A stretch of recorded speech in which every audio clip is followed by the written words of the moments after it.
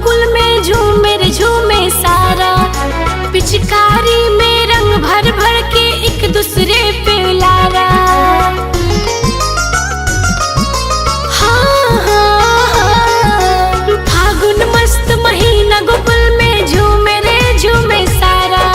पिचकारी में रंग भर भर के एक दूसरे पे उलारा। कामना आएगी तेरी हुनर कान्हा मैं तो खेलूं ना।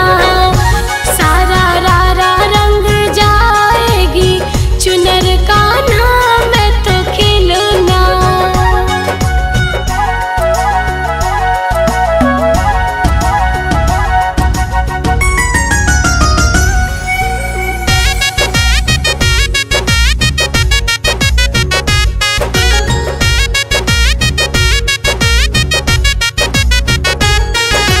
सखियन संग में खेल लो होली डाल रही कौन बाधा।